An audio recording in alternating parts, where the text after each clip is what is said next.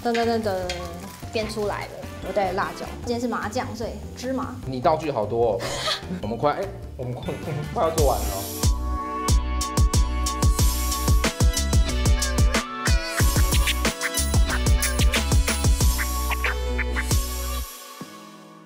Hello， 大家好，欢迎来到职人小馆，我是俊之老师。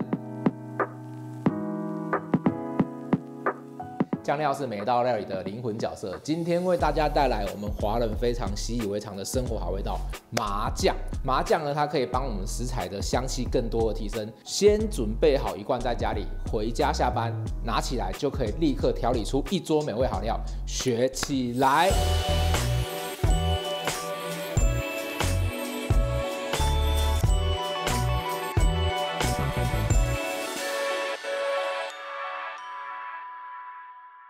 今天的主要料理呢是麻酱。虽然说麻酱这个食材料，它在超市都很容易购买，或多或少可能会有遇到添加物的风险。那我们今天由芝麻开始制作起，就是纯天然的，那我们就肉眼看得到的一个制作的过程哦。常在买的芝麻有两种啊，就是白芝麻跟黑芝麻。我们这边看一下黑白芝麻哈。然后这个东西呢，做胡麻酱，做麻酱就是用白芝麻，黑芝麻。它的养分又再多了一些钙质，它的钙质会比较多一点点。其实芝麻是很好的食材哦，基本上它的养分来讲的话，就是有不饱和脂肪酸，对身体上面会比较营养，然后比较对于心血管疾病上面来讲就比较改善。当然有优点就有缺点嘛，芝麻的热量比较高，所以我们在摄取的时候要稍微控制一下啦。那在家里准备一罐这个麻酱的话，冷藏保存，然后基本上它可以放到7天到10天。那油脂成分比较高一点点。香油热完之后呢，就把它回冲到芝麻跟蒜头里面去。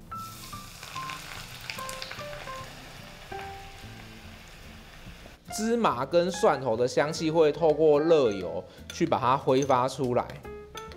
好，现在这个让它 stand by 一下，我们来看这里，我们要自己做麻酱，需要用一个食物调理机或者是果汁机啊，新鲜的、熟的白芝麻，给它一点点的油脂，方便我们让机器去把它打碎哦。所以我们就放一点香油去打，香气比较好。如果你们家的调理机是比较高级的，那你可以不额外放油没有关系。那如果是一般的，就建议放一点点油，帮助我们让芝麻打成麻酱。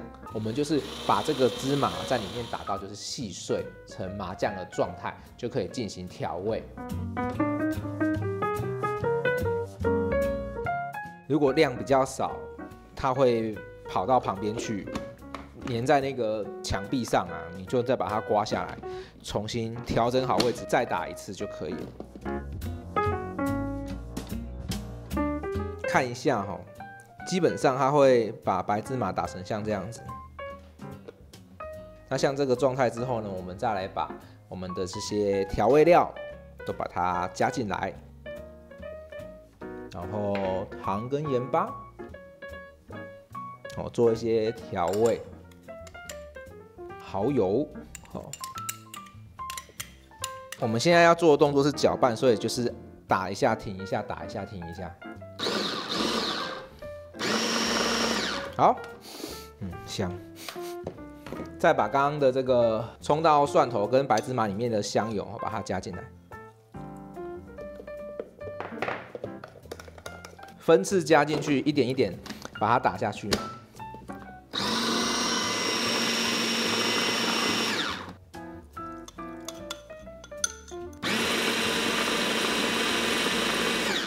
再来就是一点的饮用水，饮用水在加的时候需要分次添加，不要一次加太多，不要一次全下哈。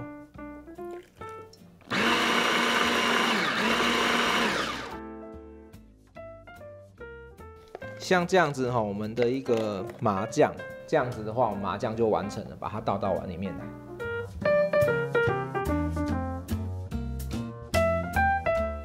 那我们的麻酱完成之后呢，就先把它冷藏保存一下。现在我们要去买今天的重点食材——面条。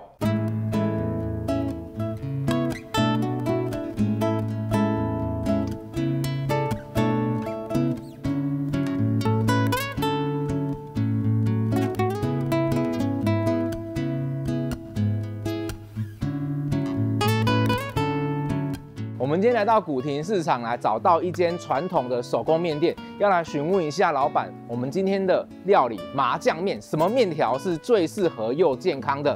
走，我们来去问一下。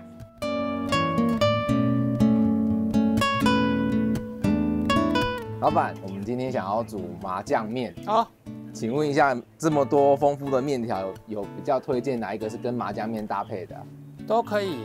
哎，你要比较健康的东西的话，你就用荞麦。荞麦面。对，有细的，有宽的，是啊，也有这种中拉型啊、刀削，还有三角拉面。传统的话就是一般的阳春细面啊，你要吃比较 Q， 你就拿鸡蛋细面，或是拉面型的中的拉面。这个是荞麦的三角形拉面。三角形是切法不同啊。对，刀模不一样，所以这个是特别的刀，它口感会不一样吗？口感会比较 Q， 因为它是三角形的，所以它就比较立体，那吃起来就比较有口感。那我再问你一个问题，就是像我们这个面哦，如果小家庭回去呢买1包买2包，它没有立刻吃完的话，怎么保存会比较好？冷藏只有3天，冷冻可以放1个月。但是冷冻的话，有些东西必须要先做过处理动作。啊，比如说你刚刚拿那个荞麦的这种三角拉面，对不对？对。你要放冷冻之前，记得一定要帮它打散。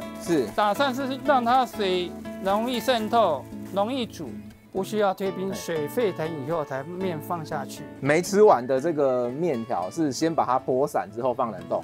像这个水分比较多的，你就要先做这个处理动作；水分少的就直接放冷冻，因为面越粗，它一定含的水分越多哦。好，了解。好，那我们今天我就带一个这个宽的这个荞麦面，我去做麻酱面。好了，我们现在已经买完我们的重点食材荞麦面，要回到职人小馆迎接我们的特别嘉宾丽花，她是一个斜杠的艺术创作者。我们来看一下她的创作艺术跟我们的料理怎么结合出不同的火花，走吧。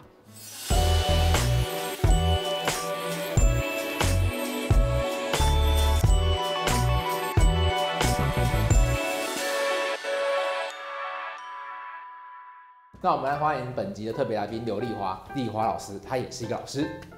Hello， 大家好，俊之老师好。你好。我今天来跟俊之老师学习，完全不是我专长的事情。因为丽花她的专长其实是这个艺术创作，她是美术科班出身的台艺大戏剧系毕业的。那她从事儿童教育也有蛮长的时间，同时也是有斜杠艺术啊、美术这边的创作。对，大家比较有兴趣的就是人体彩绘这个面向，因为人体彩绘我们身体有很多部位嘛，所以大家对这一块还蛮有兴趣的，因为不想要刺青的人就会想要人体彩绘。是这样子哦。对啊，因为它毕竟可以后绘。我们就来制作今天的料理麻酱面。没有问题。那我们现在会先切这个小黄瓜跟煎蛋片哦。那这个小黄瓜切丝，交给我吗？对，交给你 ，OK 吗？可以，试试看。那就麻烦你，好，不是我的专长，但是我可以努力看看。好，那我来煎一下鸡蛋片，先热油锅的同时，我先跟大家介绍一下，因为我们刚刚市场买回来有这个荞麦面嘛，它就是一些比较高谷物的部分，相对来讲呢也会比较健康一点点。那另外跟大家额外介绍另外一款面条，就是现在比较流行的一个豆腐面。那顾名思义豆腐面其实它就是以豆腐为主原料制成的一个面条啦。那基本上它就是有面的外形，但它并没有面条的口感，主要就是给那些在饮食控管饮食控管，或者是你真的就是很想要就是想象啊，就是吃面的感觉，或者是不一样的口感，对，或者是你单纯就是想要补充养分。因为豆腐也是比较优质的蛋白质嘛，的人去会做这样子的一个选择。我们做麻酱基本上丽花在帮我们切这个小黄瓜，对，小黄瓜丝，然后煎一个蛋片，切成蛋丝。其实你有自己喜欢的这些料，你也可以放上去，比如说像是花生啊，或者是一些泰式，对，就有一种就是坚果香，或者是你想要放一些鸡胸或者是鸡腿、鸡丝那一类的东西，都蛮适合的。蛋我们锅子热就可以把它放下去。你为什么会选择人体彩绘这个品项啊？其实绘画就是我本来就会的技能，但是人体彩绘这件事情它非常不一样，就是在那个当下绘画的当下的时候，我可以听对方分享的故事，然后我是非常享受这个过程的。大部分来找我画身体的人，就是他想要记录某个特别的时刻，譬如说孕妇嘛，或者是有人今天要去表演。我有一个朋友，他是跳 trick 的，是屁股舞，所以他就在表演之前就叫我帮他画屁股，大概是类似像这样的情况。你等一下帮我煮这个面，煮2分钟左右，水沸腾，面条才下去哦。好，你把它面条下去。现在可以。对。好，我们这个因为已经差不多要完成，人体彩绘算是一种暂时的纪念，然后或者是说在一个情况之下赋予的情感能量。是的，其实我觉得都是一个很正向的情况。譬如说期待这个宝宝啊，或者是他想要上台表演，想要做个视觉的效果，我觉得这个都是一个我可以接收到正能量的方式。难怪你说会跟人当中的接触去表达在作品上面，其实已经要做完了呢。真的吗？对，这个面条煮完后，等一下你的工作又来了，你的工作蛮重的，摆盘，你先把它捞起来。我今天有带一个摆盘的道具，我可以问问看你搭不搭吗？好啊，这是第一个，我带的辣椒，这是 OK 的吧？不错。OK， 真的，因为第一个颜色好看啊。因为我想说今天是麻酱，所以芝麻。好， OK， 你道具好多哦。你会看到要摆盘，好，有点紧张。好来。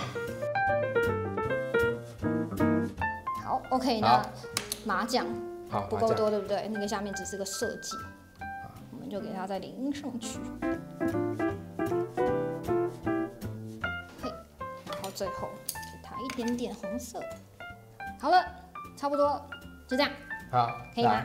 可以，因为你有下一个，好，你还有豆腐面的第一版，这个是丽花做的荞麦的麻酱面。我们平常吃这种豆腐面的时候，是不是也那个打开之后就直接放就好了？可以直接凉它拌，是即食的，所以你直接用它那个水不要用。一样把我们的刷子当成画笔。如果像你们这样摆盘的时候出错要怎么办？拿那个比较软的卫生纸擦，不能拿餐巾纸，要软的。为什么要？它吸水吸油会比较效果比较好。餐巾纸会把它那个油脂糊掉。俊之老师，请问豆腐面吃起来口感跟一般面条有什么不一样？就不是面条，吃起来就是豆腐的味道，有一点像豆腐，但它因为它要抓住那个结构，所以它其实添加一些淀粉，不是面粉，所以它也不会有麸质过敏的问题。但是它就是最后面口感会比较稍微有一点点有点微微干的感觉，所以它很适合搭配酱料，或者简单的一些健康的油醋啊，或者是像这样子的胡麻酱都非常适合。好，完成。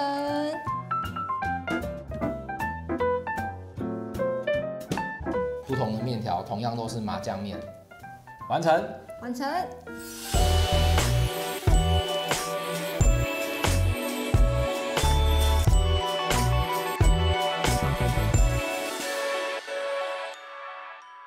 那我们来做这个麻酱的三宝，要麻烦丽花帮我切小黄瓜。好，然后我来打这个鸡蛋煎蛋片，快速的分工合作啊，热一下锅。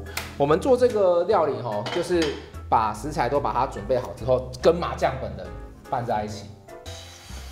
这一道料理基本上它的蛋液就是看你喜不喜欢吃蛋啊，你也可以用2颗蛋，那我们就把它煎成蛋片。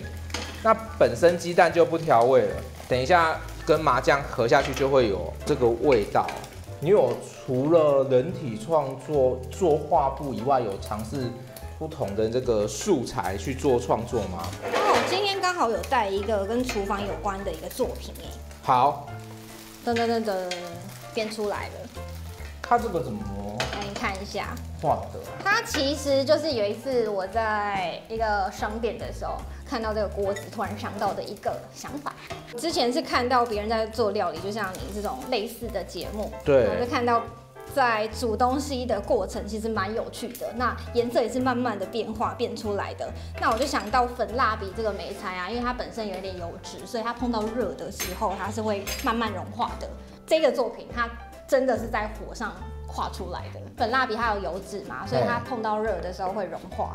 那我在火上化的过程啊，它其实有一点点像是做菜那种感觉的那种变化，就有点像液态慢慢的去拓开。对，所以像这个番茄红色的部分啊，我可能就是丢一块粉蜡笔，然后把它放上来，那它遇到火的时候就慢慢变成圆形这样。那这里新的挑战来了，你把它切丝，这个烫猪肉的水里面放一点这个姜片，然后呢放一些葱。料理里面就是葱姜水啦，去烫这个肉片啊、海鲜的时候要去腥增香的效果。然后这是米酒，把米酒把它加下去。好，等它煮滚之后，我们把肉片放下去煮开，烫熟就可以跟麻酱拌在一起了。一般的水变成滚的水，哇，我们就可以把肉片放进去。看肉片的变色啊，其实我蛮喜欢看变化的。看这个肉片哦，它已经烫熟之后，我们就把它捞起来。快要做完了哈。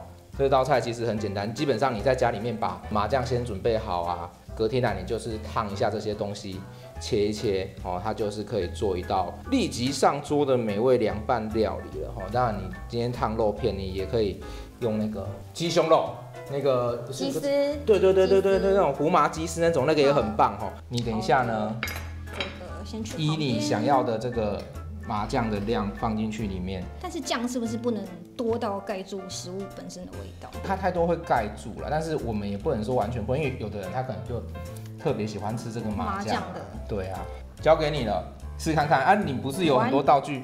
有道具。对，好。今天特别准备了一些类似像画画一样的道具。好，我不要吵你。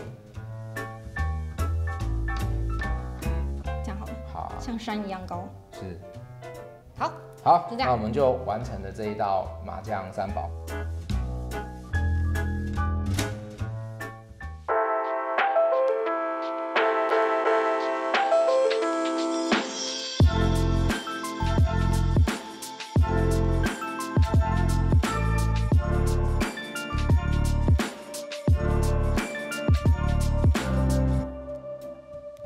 我们现在要来开动了。好，辛苦了一段时间。那我们先试一下味道。哇，这个面蛮特别的，没看过。你第一次吃哦？第一次吃。哦，好，我来吃吃看。哇，它跟一般的面真的不太一样。是不是就不是面？不是面，因为它比较没有面条那种弹性。好，那你再尝尝看。然后因为它切的比较细的关系，我觉得吃起来有点像面线，就是煮比较久的面线。哦，好，你再试试看别的。荞麦面。豆腐面跟荞麦面吃起来真的不一样，完全不一样。那你比较喜欢哪一个是做麻酱面的载体？其实我比较喜欢有弹性的口感，对面条，因为我蛮喜欢吃面的。那你觉得这个麻酱三宝吃起来如何？好吃。好，真的是言简意赅啊。我觉得啦，因为我以前都是买那种现成的嘛，我觉得自己做的麻酱，那个芝麻的味道好像有稍微比较重一点点，然后也比较有吃得到芝麻的醇味。你对于说艺术创作跟我们这个美食料理的结合有什么感想？我第一次尝试摆盘，那我看到面条，就想到我们在学绘画中的点线面。是，我觉得料理也可以从点线面开始去做创作，开始出发。不错，真的是一个很好的一个建议。因为我以前当学徒的时候，也有师傅跟我讲过这建议，只是说还没有像你讲的这么详细而已。碧花，谢谢你今天来参加我们的节目，谢谢。好，各位观众，想要看什么其他好料跟方便的酱料吗？请在底下留言。职人小馆，下次见，拜拜。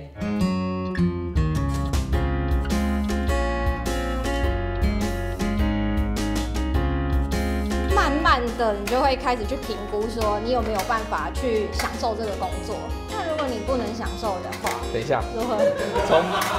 等一下，你会从慢慢的开始讲。等一下，今天怎么了？没有火。